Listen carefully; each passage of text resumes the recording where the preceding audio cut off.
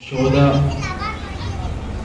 ہم لوگوں کے لیے سب سے بڑی مصیبت یہ ہے، سب سے بڑا غم یہ ہے کہ جس شان و شوکت سے ہم امام حسن کے غم کو مناتے تھے، ہم اس سال اس شان و شوکت سے امام حسن کا غم نہیں منا سکتے۔ یہ وبا ایسی وبا ہے کہ کائنات میں ہر انسان پریشان ہے۔ سب سے پہلے اس وبا کے لیے دعا کرتے ہیں کہ پروردگار تجھے آل محمد کا واسطہ ہے کہ کائنات سے اس وبا کو نجات عطا فرما، اور جو بھی حضرات اس بیماری میں مبتلا ہیں انہیں شفائے کامل اور عاجل عطا فرما۔ اس دعا کی قبولیت کے لیے بابا سے بلند نعرہ صلوات کریں۔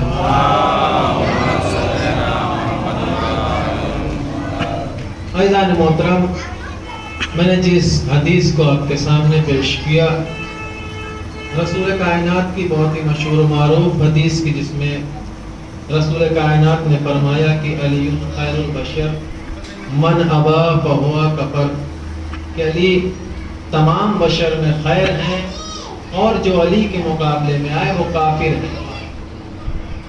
اللہ نے ہم پر لطف کیا، اللہ نے ہم پر کرم کیا کہ ہمیں اہل بیت کے دامن سے وابستہ رکھا، اور اللہ نے ہمیں ایسا رہبر عطا کیا، اللہ نے ہمیں ایسا امام دیا کہ جہاں بھی ہم جاتے ہیں تو سر اٹھا کر اپنے رہبر کا ذکر کرتے ہیں، اپنے رہبر کا نام لیتے ہیں۔ عزیزان محترم، اللہ نے انسان کی زندگی کو اچھا بنانے کے لیے، انسان کی زندگی کو آداب زندگی سکھانے کے لیے اللہ نے رہبر کو بھیجا۔ 1,24,000 نبیوں کو اللہ نے بھیجا انسان کی زندگی کو سنوارنے کے لیے، انسان کی زندگی کو بنانے کے لیے، اور اللہ نے جتنے بھی ہادی کو بھیجا ہے سب کو معصوم بنا کر بھیجا ہے، سب کو معصوم بنا کر بھیجا ہے۔ یعنی آدم سے لے کر عیسیٰ تک جتنے بھی نبی آئے سب کے سب معصوم آئے۔ آدم بھی معصوم ہے، عیسیٰ بھی معصوم ہے، یہاں تک سارے نبی معصوم ہے۔ اللہ نے تمام نبی کو معصوم بنا کر بھیجا، لیکن عجیب بات ہے کہ کسی بھی معصوم نبی کو کوئی معصومہ زوجہ نہیں عطا کیا۔ پوری تاریخ کو اٹھا کر آپ دیکھ لیجئے کہ ہر نبی کو اللہ نے معصوم بنایا، کسی کو غیر معصوم نہیں بھیجا ہدایت کے لیے، سارے نبی کو معصوم بنایا، لیکن کسی نبی کو معصوم زوجہ نہیں عطا کیا ہے۔ اور اگر آپ تاریخ کا مطالعہ کریں گے تو ایک معصومہ بیوی ملتی ہے، مریم۔ مریم کو اللہ نے معصومہ بنایا، لیکن مریم کو شوہر سے محروم رکھا، مریم کو شوہر سے محروم رکھا۔ یعنی اگر معصومہ بنایا ہے تو شوہر سے محروم رکھا ہے۔ یعنی واحد ابو طالب کا ایسا آنگن ہے کہ جس میں علی بھی معصوم ہے، فاطمہ بھی معصومہ ہے، جس میں علی بھی معصوم ہے اور فاطمہ بھی معصومہ ہے۔ تو یعنی اللہ نے ہمیں ایسے ہادی سے وابستہ رکھا ہے کہ جس کا شوہر بھی معصوم ہے اور زوجہ بھی معصومہ ہے۔ اور اللہ نے محترم ہر نبی کو اللہ نے اولاد عطا کی، لیکن کسی ایک نبی کو بھی ایک بطن سے 2 اولادیں نہیں عطا کی ہیں، وہ بھی معصوم۔ ہر نبی کو اللہ نے اولاد دیا، لیکن کسی ایک نبی کو ایک زوجہ سے ایک بطن سے 2 بیٹے معصوم نہیں دیے ہیں۔ جناب ابراہیم کو 2 اولادیں عطا ہوئی، ایک جناب اسماعیل اور ایک جناب اسحاق، لیکن ایک بطن سے نہیں ہے۔ ایک جناب ہاجرہ کی بطن سے ہے، ایک جناب سارہ کی بطن سے۔ یعنی اللہ نے نبی کو 2 اولادیں دی ہے، لیکن دونوں کو الگ الگ بطن سے دی ہے۔ یہ واحد اہل بیت کی عظمت ہے کہ علی کو 2 اولادیں دی ہے، ایک بطن سے دیا ہے، ایک کو حسن بنایا ہے، ایک کو حسین بنایا ہے، ایک کو حسن بنایا ہے، ایک کو حسین بنایا، اور حسن کو بھی معصوم بنایا ہے، حسین کو بھی معصوم بنایا ہے۔ ایک صلوات پڑھے محمد و آل محمد۔ یہ اہل بیت کی عظمت ہے، یہ اہل بیت کی منزلت ہے۔ اور حسن و حسین کو اللہ نے اگر ایک بطن سے کیا ہے تو رسول نے بھی دونوں شہزادوں کو ایک جگہ پر رکھا ہے، دونوں شہزادوں کو ایک جگہ پر رکھا ہے۔ رسول نے کیا فرمایا؟ الحسن والحسین سیدہ شباب اہل جنہ، حسن و حسین جوانان جنت کے سردار ہے۔ یعنی اگر اللہ نے ایک وطن سے دو معصوم عطا کیے ہیں تو دو معصوم کو بھی رسول نے الگ نہیں کیا ہے، دو معصوم کو اللہ نے عطا کیا، رسول نے بھی ایک جگہ پر دو معصوم کو رکھا ہے۔ کیا فرمایا کہ حسن و حسین جوانان جنت کے سردار ہیں۔ ایک جنت دو سردار، ایک جنت دو سردار، توجہ چاہتا ہوں، ایک جنت ہے سردار دو ہے۔ عزیزان محترم، کسی بھی گھر میں دو سرداری نہیں چلتی ہے، اگر دو سردار ہوں تو گھر میں اختلاف ہو جاتا ہے۔ کسی بھی موضوع میں دو ٹھیکیدار نہیں ہوتے ہیں، اگر دو ٹھیکیدار ہوں تو اختلاف ہو جاتا ہے۔ کسی بھی ملک میں، کسی بھی مملکت میں دو وزیر اعظم نہیں ہو سکتے ہیں، اگر دو وزیر اعظم ہوتے ہیں تو اختلاف ہو جاتا ہے، تباہی آ جاتی ہے۔ لیکن سچے نبی نے، نبیوں کے سردار نے کہا ہے حسن و حسین جوانان جنت کے سردار، یعنی جنت ایک ہے، سردار دو ہیں۔ یعنی اگر ایک گھر میں دو سرداری آ جائے تو گھر برباد ہو جاتا ہے، ایک ملک میں دو وزیر اعظم آ جائے تو ملک برباد ہو جاتا ہے۔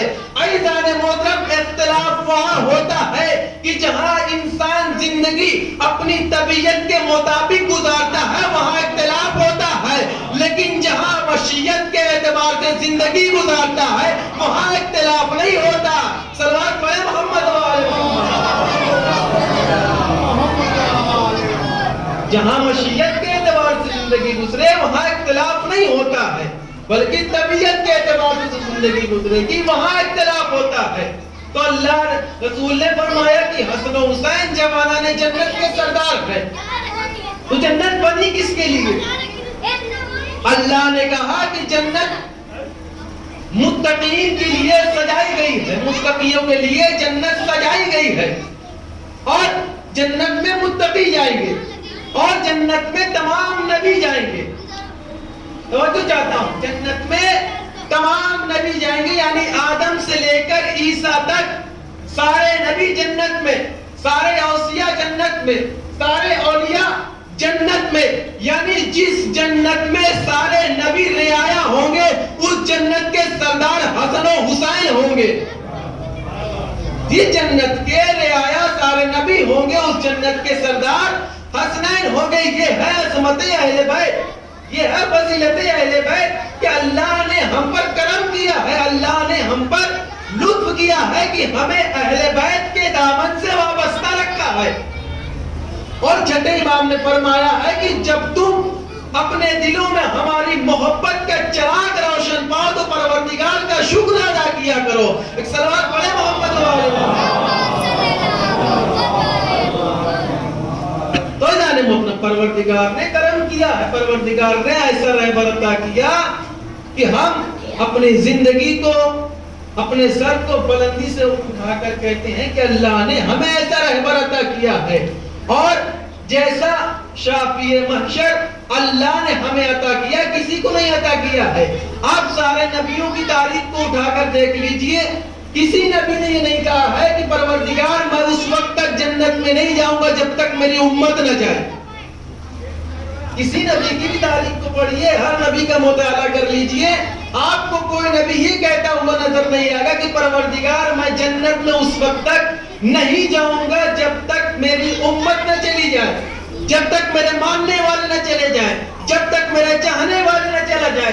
عزیزان محترم، فخر کرنا چاہیے اپنے اوپر کہ اللہ نے ہمیں ایسا رہبر کیا کہ فاطمہ زہرا نے وعدہ کیا ہے کہ پروردگار اے اللہ کے رسول ان سے کہہ دو، پروردگار سے کہہ دو میں جنت میں اس وقت تک نہیں جاؤں گی جب تک میرے حسین پہ گریہ کرنے والا ایک ایک بندہ نہ چلا جائے۔ ایک صلوات پڑھے محمد وآلہ محمد، صلی اللہ محمد وآلہ محمد۔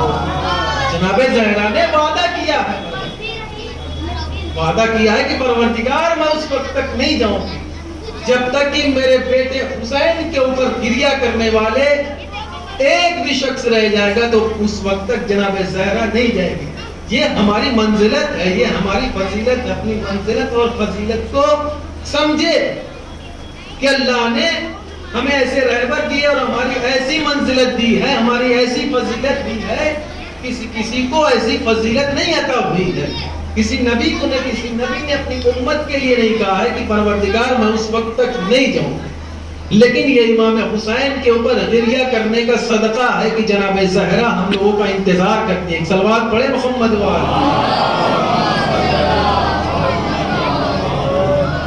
تو پروردگار نے ہمیں دامن اہل بیت سے وابستہ رکھا ہے، اور ان کی ہر چیز کو اگر آپ دیکھیں گے، سخاوت کو دیکھیں گے، شجاعت کو دیکھیں گے، اور ہر چیز کو جب دیکھیں گے تو ان کے مقابلے میں کوئی نہیں ہے.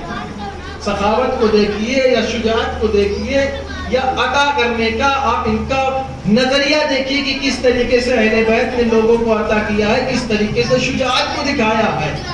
عزیزان محترم، میں نے جس حدیث کو آپ کے سامنے پیش کیا کہ رسول کائنات نے فرمایا کہ علی خیر البشر من ابا فہو کفر، کہ علی تمام بشر میں خیر ہیں اور جو علی کے مقابلے میں آ جائے وہ کافر ہے. تو زیادہ واضح کرنے کی ضرورت نہیں ہے، زیادہ بتانے کی ضرورت نہیں ہے. انسان خود تاریخ کے اوپر غور کرتا چلا جائے، تاریخ کا مطالعہ کرتا چلا جائے تو پتہ چل جائے گا کہ کون کافر ہے، کون مسلمان ہے، کون علی کے مقابلے میں آیا ہے، کون علی کی حمایت میں آیا ہے، کس نے علی سے مقابلہ کیا ہے، کس نے علی سے آ کر دوستی کی ہے. یعنی اس حدیث کا صرف ترجمہ سمجھ لے گا انسان، سمجھ لے گا کون کافر کون مسلمان. صلوات پڑھے محمد و آل محمد.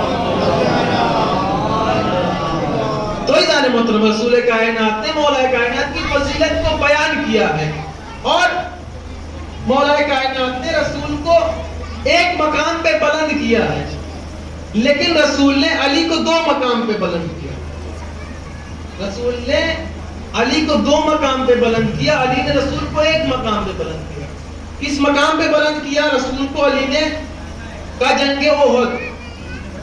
جنگ احد میں رسول نے اپنے صحابیوں سے کہا، جس درے پہ رسول کھڑا کر کے آئے تھے تو اس درے سے سارے صحابی ہٹ گئے تھے، سارے سپاہی ہٹ گئے تھے. کس لیے ہٹ گئے تھے؟ کہا مال غنیمت مل رہا تھا اس لیے درے کو چھوڑ دیا تھا. یعنی مال غنیمت کی اتنی لالچ تھی کہ رسول کو بھی چھوڑ سکتے ہیں، رسول کو چھوڑ دیا. مال غنیمت لوٹنے کے چکر میں لوگوں نے درے کو چھوڑ دیا، اور جب درے کو چھوڑا تو اس کے بعد حملہ ہوا، اور حملہ ہوا رسول کے اوپر بھی حملہ ہوا. رسول گڑھے میں گر گئے.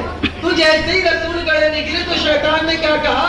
قد قتل رسول اللہ، رسول قتل ہو گئے، رسول قتل ہو گئے. جیسے ہی لوگوں نے سنا کہ رسول قتل ہو گئے تو جتنے کھڑے ہوئے تھے انہوں نے کہا کہ جب رسول زندہ نہیں ہے تو ہم لڑ کے کیا کریں گے، جب ہمارا سردار نہیں رہا تو ہم لڑ کے کیا کریں گے. یعنی لوگ بھاگنے لگے، لوگ میدان چھوڑ کے بھاگنے لگے، لیکن مولا کائنات میدان میں ڈٹے رہے اور فوجوں کو ہٹاتے رہے، فوجوں کو بھگاتے رہے، اور فوجوں کو ہٹاتے ہٹاتے اس مقام پر پہنچے جہاں رسول تھے. رسول کو اٹھایا، اٹھانے کے بعد مسلمانوں کو دکھایا ہذا محمد، یہ محمد ہے، مسلمانوں بھاگو نہیں، محمد ابھی زندہ ہے. یعنی بھاگتے ہوئے مسلمانوں کو دکھایا کہ بھاگو نہیں، ابھی محمد زندہ ہے. اور بھاگنے والے ایسا بھاگے کہ کچھ پہاڑی پر بھاگ رہے تھے، کچھ مدینے سے آگے نکل گئے تھے. دماغ اتنا کنفیوز ہو گیا تھا ان کا کہ خود زوجہ سے پوچھتے ہیں کہ اماں ہم کتنی دور آ گئے ہیں، اماں ہم کتنی دور آ گئے. یعنی اتنا فوجوں میں گم ہو گئے تھے، اتنا مال غنیمت میں گم ہو گئے تھے کہ پتہ بھی نہیں چل رہا تھا کہ کون زوجہ ہے کون ماں ہے. صلوات پڑھے محمد و آل محمد. تو رسول کو علی نے اٹھایا کہ ہذا محمد، اے مسلمانوں بھاگو نہیں، ابھی محمد زندہ ہے. ان لوگوں نے کہا تھا کہ جب ہمارا سردار نہیں رہا تو ہم لڑ کے کیا کریں گے، لیکن علی نے کیا کہا؟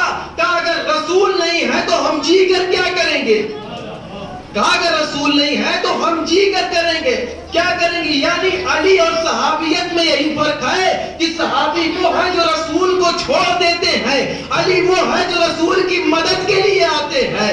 صلوات پڑھے محمد و آل محمد.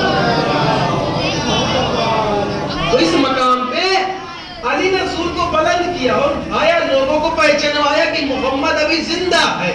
ایک مقام پہ رسول کو علی نے اٹھایا.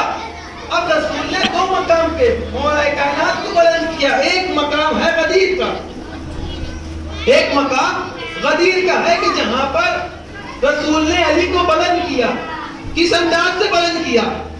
لہجہ وہی تھا, انداز وہی تھا جیسے علی نے رسول کو پہچانوایا تھا. علی نے رسول کے لیے بتایا تھا کہ دیکھو رسول زندہ ہے. کیا فرمایا تھا؟ ھذا محمد. مسلمانوں ابھی محمد یہ ہے, محمد زندہ ہے. تو غدیر کے منبر میں بھی مولا کائنات کو جب رسول نے اٹھایا تو کیا فرمایا؟ من کنت مولا فھذا علی مولا.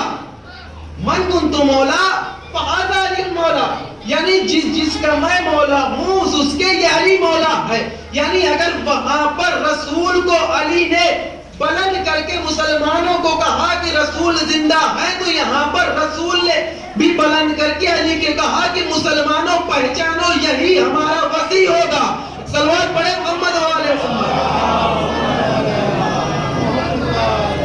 تو اس مقام پہ علی کو رسول نے پہچانوایا. دوسرا مقام کا فتح مکہ کے وقت.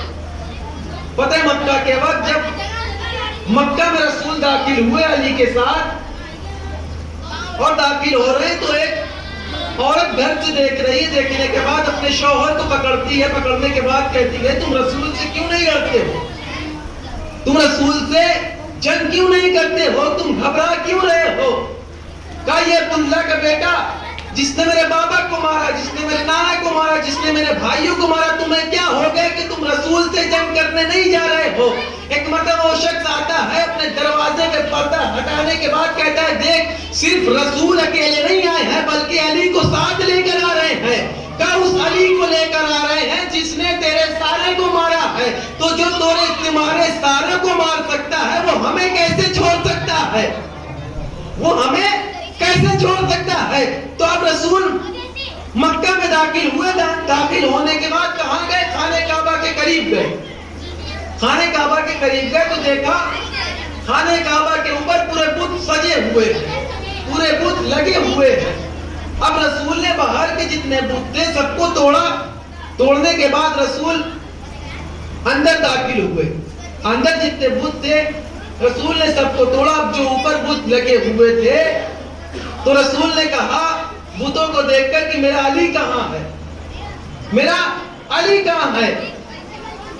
علی خانہ کعبہ میں داخل ہوئے. داخل ہونے کے بعد رسول نے کہا علی میرے مہر نبوت پہ سوار ہو جاؤ. سوار ہونے کے بعد ان بتوں کو توڑو.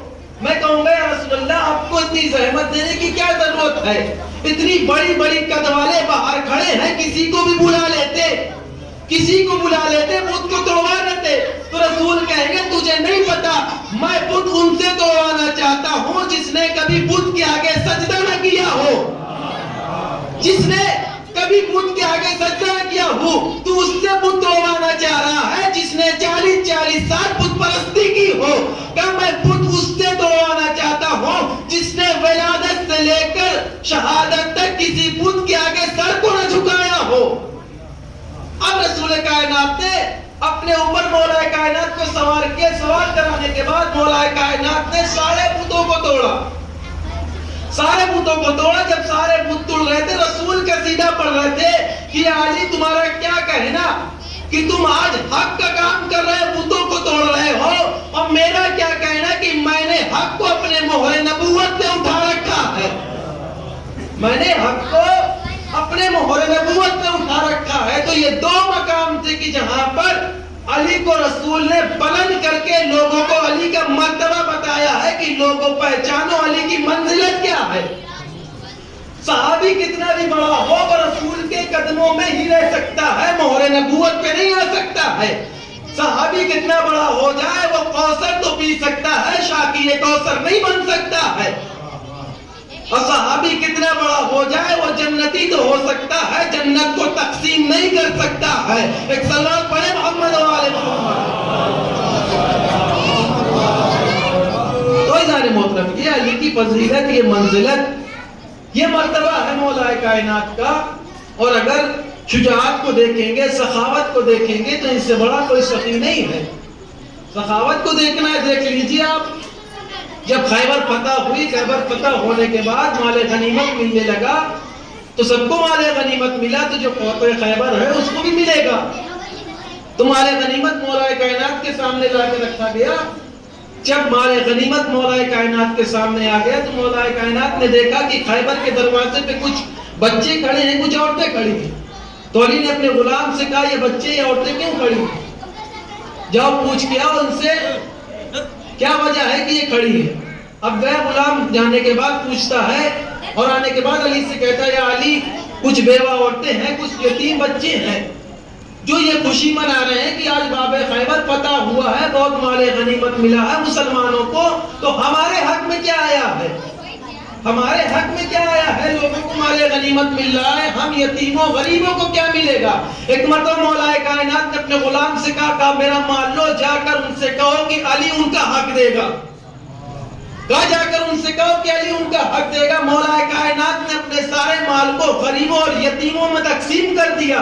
تقسیم کرنے کے بعد گھر کی طرف جاتے ہیں، گھر کی طرف جانے کے بعد دق الباب کیا، آواز دیا السلام علیکم یا بنت رسول اللہ، اے بنت رسول آپ پر میرا سلام ہو۔ جناب فاطمہ زہرا نے جواب دیا، جواب دینے کے بعد کہا یا علی آپ فاتح خیبر مبارک کو، آپ نے خیبر کو فتح کیا ہے اور میں نے سنا ہے کہ مال غنیمت بہت ملا ہے، آپ کے حق میں کیا آیا ہے؟ آپ کیا لائے ہیں؟ تو مولا کائنات نے کہا زہرا مجھے جو مال ملا تھا میں نے غریبوں اور یتیموں میں تقسیم کر دیا ہے، میں نے غریبوں اور یتیموں میں تقسیم کر دیا۔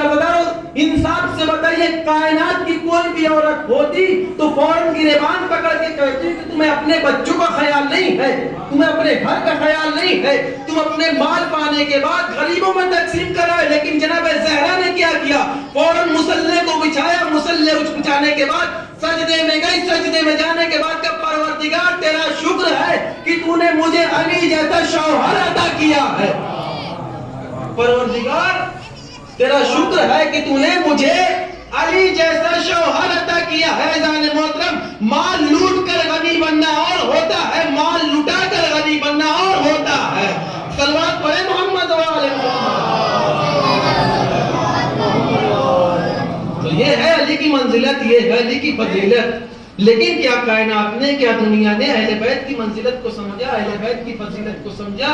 اہل بیت کی منزلت اور اہل بیت کی فضیلت کو سمجھا ہوتا تو آج اہل بیت کے اوپر اتنے ظلم نہیں ڈھائے جاتے، اہل بیت کے اوپر اتنے مصائب نہیں ڈھائے جاتے۔ آپ اس امام کی شہادت منانے کے لیے آئے ہیں کہ جس کو سبت اکبر کہا جاتا ہے، اس امام کی شہادت منا رہے ہیں کہ جس کے جنازے پہ تیر چلایا گیا ہے، اس امام کی شہادت منانے آئے ہیں کہ جس کے جگر کے 72 ٹکڑے ہو گئے۔ کون حسن ہے؟ عزاداروں، ایک انسان ہوتا ہے نا، جب گھر سے نکلتا ہے اور باہر آتا ہے، بازاروں میں آتا ہے، جب بازاروں کا ستایا ہوا انسان گھروں میں جاتا ہے تو گھروں میں ایک زوجہ ہوتی ہے جس کو دیکھ کر سکون ملتا ہے، لیکن امام حسن کو سکون نہیں ملا ہے، امام حسن کو سکون نہیں ملا ہے۔ کون زوجہ ہے؟ جودہ بنت اسد، خدا ملونہ پر لعنت کرے، جس نے امام کو زہر دیا ہے اور ایسا زہر دیا ہے کہ امام کے 72 ٹکڑے گرے ہیں۔ عزاداروں، جب جودہ بنت اسد نے امام کو زہر دیا ہے نا تو امام حسین کو بلاتے ہیں، بلانے کے بعد کہتے ہیں بھیا مجھے ایک بار نہیں دیا گیا ہے، مجھے 6 مرتبہ زہر دیا گیا ہے، لیکن یہ اتنا شدید زہر تھا کہ ہمارے جگر کو پارا پارا کر دیا ہے۔ اجرکم اللہ، خدا آپ کو کوئی غم نہ دے۔ عزاداروں، جب امام کو زہر اثر ہونے لگا تو ایک مرتبہ ایک بہن آتی ہے جسے ام المصائب کہا جاتا ہے۔ کون زینب؟ اسے ام المصائب کیوں کہا جاتا ہے؟ اس لیے کہ زینب نے جتنے مصائب دیکھے ہیں، زینب نے جتنے مصائب اٹھائے ہیں نا، کسی بیویوں پہ اتنے مصائب نہیں ڈھائے گئے ہیں۔ عزاداروں، اسے ام المصائب کہتے ہیں۔ جناب زینب نے بچپن میں اپنے نانا کی جدائی کو دیکھا، نانا کی جدائی کو دیکھنے کے بعد ماں کے اوپر جلتا ہوا دروازہ دیکھا۔ عزاداروں، ابھی ماں کا غم زخم بھرا نہیں تھا، ابھی ایک مرتبہ باپ کا غم دیکھتی ہے کہ باپ کے سر کے اوپر ضربت لگائی جاتی ہے۔ آج وہ وقت آ گیا ہے کہ ایک بھائی کو دیکھ رہی ہے کہ جس کا کلیجہ دشت میں آ رہا ہے۔ عزاداروں، امام نے وصیت کرنا شروع کیا. امام حسین سے وصیت کرتے ہیں بھیا حسین ہمیں غسل دینا, ہمیں کفن کرنا, نازا کے پہلو میں ہمیں دفن کرنا. امام حسن اس امام سے وصیت کر رہے ہیں کہ جس کا لاشا کربلا کے میدان میں بے گورو کفن پڑا رہا. امام اس امام سے غسل کیے کہہ رہے ہیں کہ جس کا لاشا کربلا کے میدان میں بے غسل پڑا رہا. اجرکم اللہ عزادارو, امام نے وصیت کے اوپر عمل کیا. عمل کرنے کے بعد جنازے کو تیار کیا گیا. اب جنازے کو تیار کر کے رسول کے روضے کی طرف جاتے ہیں. اب جیسے ہی رسول کے روضے کے قریب پہنچتے ہیں, ایک ملعونہ ہے جس نے حکم دیا کہ ہم یہاں پر حسن کو دفن نہ ہونے دیں گے. عزادارو کائنات کا کون سا انصاف ہے, کون سا انصاف ہے کہ ایک نواسا نانا کے پہلو میں نہیں دفن ہو سکتا. اب جیسے ہی جنازہ قریب گیا ہے نا, لوگوں نے تیر برسانا شروع کیے ہیں. ایک مرتبہ قمر بنی ہاشم کو جلال آیا, کہا کہ ہمیں اجازت دے, ابھی ان کے جسموں سے سر کو اتار دیں گے. اجرکم اللہ, امام نے ہاتھ کو رکھا, کہا عباس صبر کرو, ہمیں حسن کے جنازے کو دفن کرنا ہے, جنگ نہیں کرنا ہے. عزادارو جنازے کو لے جایا گیا, صحنِ خانہ میں دوبارہ لے جایا گیا. یہ کائنات کا واحد جنازہ ہے جو ایک مرتبہ گھر سے گیا ہے, دوبارہ گھر واپس آیا ہے. ایک مرتبہ جناب زینب دروازے سے کھڑی دیکھ رہی کہ میرے بھیا کا جنازہ ابھی گیا تھا, واپس کیوں آ گیا ہے.